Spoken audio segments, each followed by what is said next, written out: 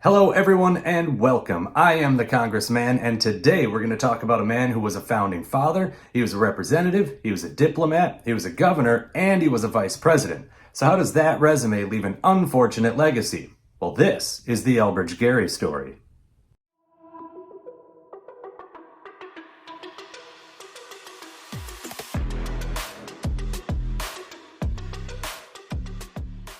July 17th, 1744, Elbridge Gerry was born in Marblehead, Massachusetts, a port city in Essex County. Remember this county, it'll be important later. His founding father origin story is very similar to that of Samuel Adams. Both men were born in Massachusetts port cities. Marblehead was actually the second largest port at the time behind Boston, Samuel Adams' hometown. Both men were born into upper-class merchant families. Both went to Harvard University before following their fathers into the merchant business themselves.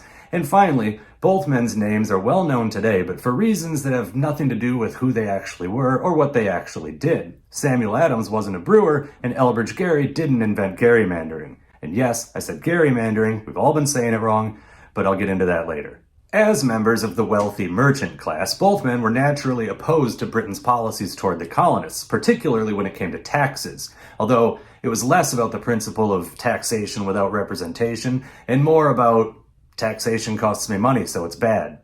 In 1765, the 20-year-old Elbridge Gerry got his master's degree from Harvard and returned home after 7 years at school. While he had been away, there was a little conflict between England and France called the French and Indian War, or the 7 Years' War, depending on which side of the Atlantic Ocean you're on. After the war ended, Britain was like, "Bollocks! That war cost us a lot of money! We should put some taxes on things the colonists buy from us." Are you sure that's a good idea? Yeah, what could possibly go wrong? As it turned out, plenty. The story of the American Revolution could fill an entire channel all by itself, so we'll just skip ahead to 1770. Gerry, now 26, was a rising star among patriot circles. Alongside his father, he sat on local committees that worked toward banning the importation of British goods so as to avoid paying those damn taxes. In 1772, he was elected to the Massachusetts Colony's Legislative Assembly, which was awesomely called the Great and General Court of the Province of Massachusetts Bay. As tensions with Britain increased over the next few years, so did Gerry's patriot activities. In 1773, he started a Committee of Correspondence. Committees of Correspondence were collections of local leaders that were formed to surreptitiously communicate with leaders in other communities. Remember, actual local governments, such as the Great and General Court of the Province of Massachusetts Bay that Gerry was currently a member of, were British. And Gerry was in the minority here. Most government officials were loyalists, so secrecy was pretty important, especially early on. The Committee of Correspondence that Gerry formed in Marblehead was just the second one ever formed, the first being Boston, of course. By the end of 1773, similar committees have been formed in every other colony except North Carolina and Pennsylvania. Come on, guys. Later, committees on safety and observation were also formed. Eventually, all these committees led to an actual meeting of delegates called the First Continental Congress in 1774. This led to the Second Continental Congress in 1776, which led to the Declaration of Independence, which led to the Articles of Confederation, which sucked so hard that the whole system had to be scrapped at the Federal Convention at Philadelphia in 1787, which we know today as the Constitutional Convention of 1787 because that led to the creation of the Constitution, which led to the creation of Congress as we know it, which led to... Anyway, by 1774, Elbridge Gerry, now 30, was becoming a bigwig among local patriots. He had been selected as a delegate to the First Continental Congress, but he declined as his father had just recently died and he was tending to family business. Instead, in 1775, he allowed himself to be elected to the Massachusetts Provincial Congress, which was the reformed state legislature. Tragically, the British colonial governor had dissolved the Great and General Court of the Province of Massachusetts Bay back in October of 1774. In 1776, Gerry was selected to be a delegate to the Second Continental Congress. This time, with his family affairs now settled, he accepted. He was a big supporter of Richard Henry Lee's Declaration of Independence idea and argued strongly in its favor throughout the debates of June 1776. He impressed fellow delegate John Adams so much that Adams wrote, "If every man here was a Gerry, the liberties of America would be safe against the gates of earth and hell." The man had a way with words. In 1777, Gerry was accused of being part of the Conway Cabal. Long story short, a bunch of Army guys and a bunch of Congress guys were writing letters to each other complaining about George Washington.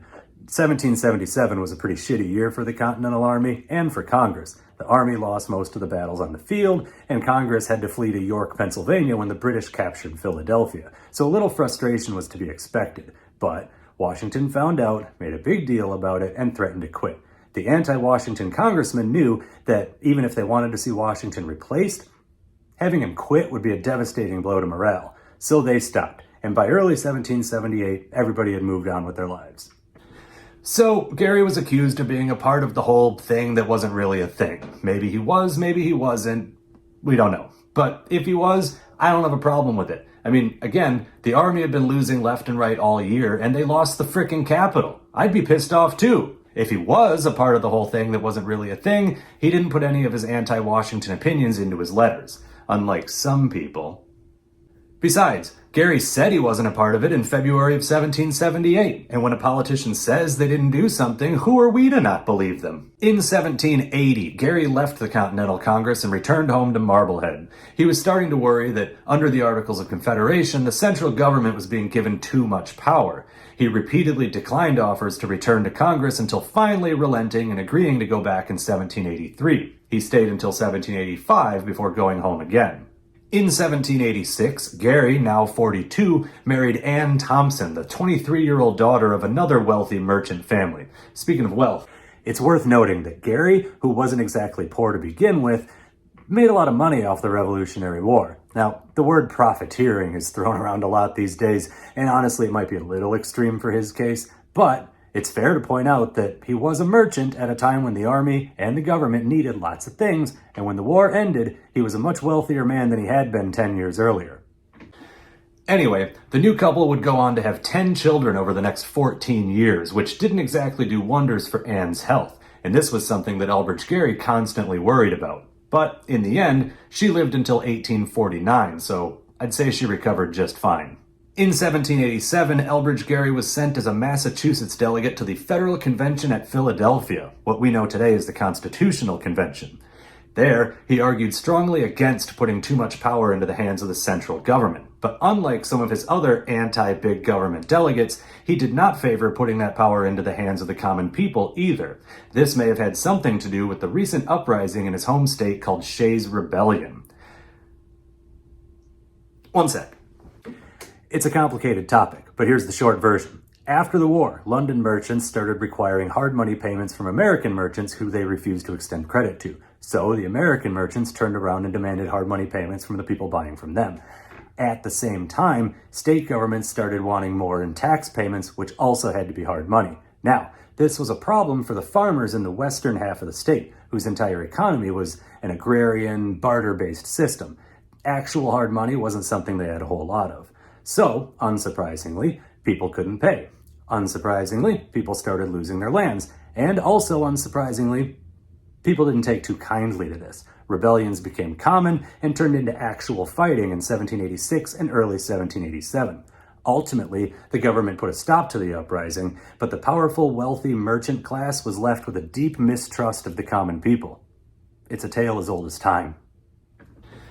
Elbridge Gerry was, of course, a member of that powerful merchant class, so while he didn't trust a big central government to have all the power, he also didn't trust the common people to have all the power either. In his view, a big central government was too much like a monarchy, while the common people were too easily misled. No, in his view, the state legislatures and the upper classes of the citizenry should have all the power. Shocking thing to hear from an upper-class, long-time Massachusetts representative, I know. Then again, his point about the common people being easily misled still rings true today, so I don't know, maybe he wasn't entirely wrong. At any rate, at the end of the convention, Gerry refused to sign the new Constitution. He was one of only 3 men, the others being Virginians George Mason and Edmund Randolph, to attend the entire convention and refused to sign the final document. His express reason for not signing was that there was no written protection for individual liberties, no Bill of Rights. He continued opposing the Constitution leading up to Massachusetts' state ratification convention, which alienated him from a number of former friends. See, Political parties weren't a thing yet at this point, but the factions that would lead to those parties were already forming. And it was at this point that Gerry started drifting away from what would become the Federalists and toward what would become the Democratic Republicans. In the 1788 Massachusetts gubernatorial election, God, I love that word, Gerry was soundly defeated by incumbent John Hancock, which, to be fair, would have happened to anybody. Hancock was extremely popular. But perhaps unsurprisingly, Gerry responded to this loss by changing his mind about the new Constitution. He decided that, it might just be okay as long as that damn Bill of Rights found its way in there. And wouldn't you know it, he was immediately elected to the brand new United States House of Representatives, where he could participate in the debates surrounding James Madison's proposed Bill of Rights. Representative Gerry was also a vocal opponent of a national standing army. Boy, would he have hated this. He thought state militias were the way to go, and that the federal government shouldn't have any power over them. He gave us this truly excellent quote on why a nation shouldn't have a standing army, comparing a standing army to a standing member. Penis. He means penis. Quote, "It's an excellent assurance of domestic tranquility, but a dangerous temptation to foreign adventure." In 1792, with the Bill of Rights now ratified and added to the Constitution, Representative Gerry decided not to run for a third term, instead retiring to his estate in Cambridge, which was called Elmwood. Side note, why did people name their houses back in the day? Do people still do that now? Can we still do it now? Can I call my apartment, the Hermitage? So now it's 1797. Elbridge Gerry is 53, and his old friend John Adams is the president. Over the objections of his cabinet members, President Adams pulled Gerry out of retirement and sent him to France alongside Charles Cotesworth Pinckney and John Marshall to meet with French Foreign Minister Charles Maurice de Talleyrand. It went totally fine and nothing interesting happened.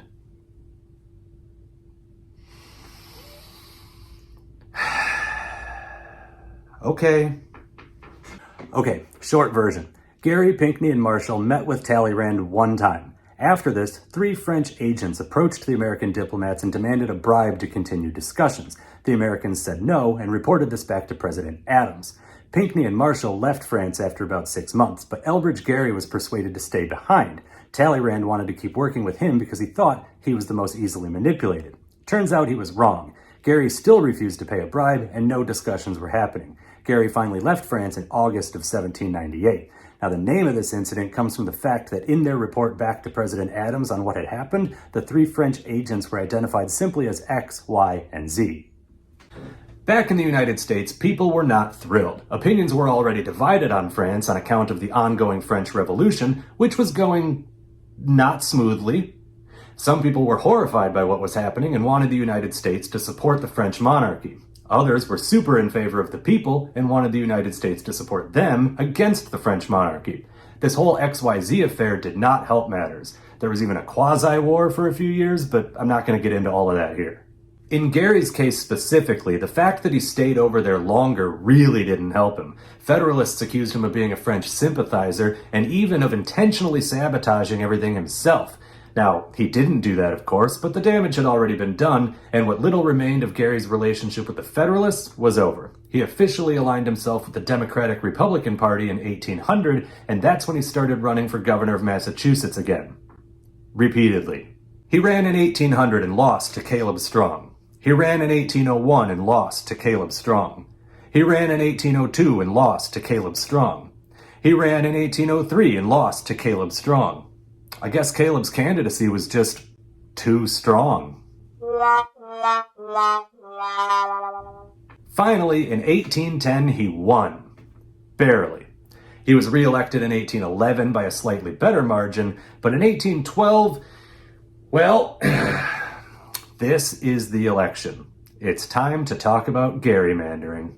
So here we go. The United States Constitution requires state legislatures to draw new congressional districts every 10 years based on the results of the census. They can also draw new districts as much as they want to in between that, but the every 10 years post-census one is the one that they're absolutely required to do. So, in 1812, the Massachusetts state legislature, which was controlled by Democratic Republicans, drew up some new districts. One of them was this here, Essex County. Remember that one? Essex County was now split into 2 districts, and one of them looked a little strange. Why is that? Well, the point of drawing these goofy-looking districts is to manipulate the vote. Sometimes this is done by concentrating all of the opposition party's voters into one district, allowing your party to have the majority in all the remaining districts. That's called packing. Other times, like this one here, the idea is to split the opponent party's vote into multiple districts in such a way that they're now the minority in each district and you still have the advantage. That's called cracking. So a countywide vote might be clearly Federalist, but a vast majority of Federalists might be concentrated in one or two cities. So by splitting up those concentrated Federalists into two different districts, it allows the Democratic Republicans to maintain the majority in each new district. Here's a visual example. Let's say this rectangle is a new state. We'll call it Springfield. And there are two parties. Let's say the yellow one is, the Prohibition Party. And the blue one is the Green Party. Yes, I did that to annoy you specifically. You know who you are. So you can see that in a statewide vote, the Green Party has the advantage. So now it's time to draw some congressional districts. Constitutionally, the only requirement is the number of people per district. There are no other rules regarding how to draw them. So there are 50 squares, so we need 10 in each district. Now we've got some options. We could go like this, and you'd have a solid Green Party majority. 5 Green Party representatives, none from the Prohibition Party. Or you could go like this, and you'd still have a Green Party majority, but instead of 5-0, it would be 3-2, which is the most accurate representation of the state's voters, by the way. But okay, I know it's not that simple. Populations aren't spread out evenly, so you can't just draw straight lines. And that's where gerrymandering comes in. If the Green Party is in charge, they might draw up something like this. The lines are all goofy, but it follows the rules. Each district has the same number of people, and importantly, the end result is 3 Green Party districts to 2 Prohibition districts, which accurately reflects the statewide population. But let's say the Prohibition Party is in charge. They know they're in the minority statewide. They know that with the current congressional districts, they're going to lose, so they might draw up something like this. Again, it follows the rules. Each district has an equal population, but what they've done is loaded up most of the Green Party voters into 2 districts, allowing their Prohibition Party voters to be the majority in 3 districts and thus winning more seats in the House. And that's the fundamental problem here. The will of the majority of people is clearly the Green Party, but in the U.S. House of Representatives, it's now 3-2 Prohibition Party, which is not accurately reflecting the majority of the people. So, back to 1812 and Essex County. Massachusetts was a pretty divided state between the Federalists and the Democratic Republicans, and the Democratic Republicans in the state Senate wanted to make sure that they would win as many seats as possible in the upcoming elections. So, they drew up legislation for new districts, one of which was this guy here, and presented it to Governor Elbridge Gerry to sign. Literally, the only contribution Gerry made to this whole process was signing the bill into law. So who first coined the term gerrymander? Well, according to John Ward Dean, writing for the New England Historical and Genealogical Register in 1892, it was something of a team effort. One night, at a dinner party hosted by one Israel Thorndike, a guest by the name of Nathan Hale brought with him a drawing of the new districts. Everybody gathered and discussed the offending district. I guess this is what people did before Cards Against Humanity was invented. Someone remarked that the shape resembled some horrible animal and only wanted wings to make a frightful political dragon. Another guest, an artist by the name of Elkanah Tisdale, sketched some wings onto the paper. Someone said it looked like a salamander, and then another guest by the name of Richard Alsop said it looked like a gerrymander. Everyone had a good laugh, and the rest is history. Or maybe not. Another account says that Elkanah Tisdale drew up the salamander drawing and posted it on the wall of the newspaper office where he worked. A couple men came in one day and saw it, and one of them said, "What an odd-looking creature this is! It looks like a salamander!" To which the other man, one James Ogilvy, replied, "Why, let it be named gerrymander, for the governor!" And they both harumphed and went on their way. Both of those stories are fun, and they might both be true, or they might both be fiction. Really, we only know 2 things for sure. 1, Elkanah Tisdale definitely drew that famous picture. And 2, Elbridge Gerry, aside from signing the redistricting bill into law, had absolutely nothing to do with the whole process. But on March 26, 1812, the Boston Gazette ran Tisdale's drawing with the caption, "The horrid monster of which this drawing is a correct representation appeared in the county of Essex during the last session of the legislature." Immediately, it was picked up by other newspapers. The March 27th, 1812 edition of the Federalist newspaper, the Repertory and General Advisor, ran it with this caption: "The district may well be exhibited as a monster. It is the offspring of moral and political depravity. It was created to drown the real voice of the majority of the citizens of the county of Essex, where it is well known there is a large federal majority. It is an anti-republican monster engendered in conclave during the last session of the General Court with a design to secure power to a few ambitious men." So even at the time, everyone saw it for what it was. They knew why it was done, they knew it was a problem, they knew why it was a problem. And this was 1812. Here we are 211 years later, and we still haven't fixed it. Anyway, in the 1812 elections, the new districts worked and the Democratic Republicans won. Most of them anyway. Governor Elbridge Gerry lost the gubernatorial election in a very close race, possibly due in large part to the unpopularity of the new redistricting bill he had just signed. Also, he had had some newspaper publishers jailed for libel, and he was prone to giving family members government jobs, but it was probably the redistricting bill. Nevertheless, as the practice of politically motivated redistricting continued and gained popularity, the term gerrymander stopped being a noun to describe a district's shape and became a verb to describe the practice itself. Eventually, people stopped pronouncing it gerrymander and started saying gerrymander. It absolutely kills me. I know, language is fluid and can evolve over time, but I say we need to bring back the proper pronunciation. It starts now, so the next time you're discussing this topic, please say gerrymander. So at this point, Elbridge Gerry was 68 years old and probably wanted to retire. But unfortunately for him, he had backed up some loans his brother had taken out, and when his brother wasn't able to pay him back, the creditors came after Gerry, who was now fresh out of a job. So he asked President Madison for help. Now, Gerry was probably picturing some low-level thing like port supervisor of Boston or something like that. But Vice President George Clinton died on April 20th, and conveniently, 1812 being an election year, President Madison got Elbridge Gerry the VP nomination. Their ticket won, and Elbridge Gerry became the vice president. Now, this was basically a nothing job back then. John Adams once described it as the most insignificant office that ever the mind of man contrived, or something like that. He had a way with words. But it was the perfect job for Gerry, who was old and frail and really just needed enough money to help pay off his brother's debts, which he did successfully in 1814. And then he died. Yes, Vice President Elbridge Gerry died November 23rd, 1814, at the age of 70, making James Madison the only president to have two vice presidents die in office. Elbridge Gerry's legacy is unfortunate. It's basically just gerrymandering, but his real legacy is, well, it's complicated. He didn't have the strong, consistent Federalist principles of, say, an Alexander Hamilton or a John Adams. But he also didn't have the consistent Democratic-Republican principles of a Thomas Jefferson or a James Madison. But he wasn't what we would today call a centrist either. I mean, he had beliefs and opinions. He just also had a tendency to change those beliefs and opinions over time and based on circumstances, which can be a good thing.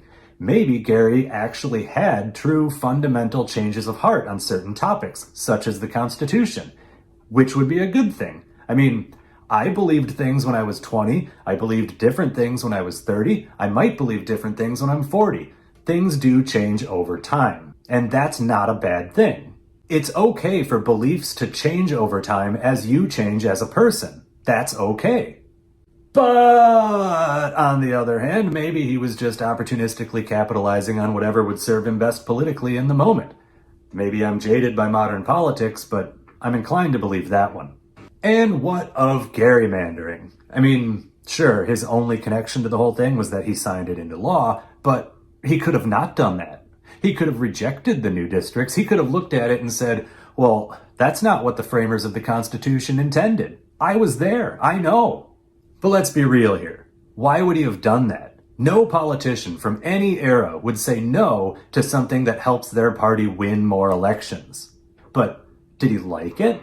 Did he say, yeah, this is a good idea. We should do this all the time from now on? No, probably not.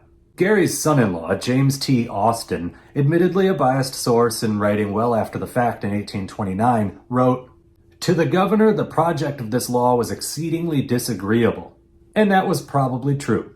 It's also probably true that if Gerry hadn't signed the law, another governor in another state would have. Somebody was going to figure this out at some point. Honestly, it's surprising that it took 20 years for it to happen in the first place.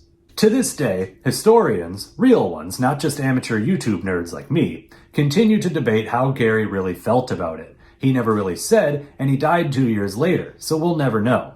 In the end, I think it's unfair to Elbridge Gerry that he did so many things, and today is only known for one thing, especially when it's one thing that he didn't even do. Like all of the founding fathers, Elbridge Gerry was a human person, and as such is a mixed bag of good and bad actions and ideas. It's up to each of us to judge these human people from the past based on our own beliefs, so I can't tell you what to think about Elbridge Gerry or any of these guys. Except Pierce Butler.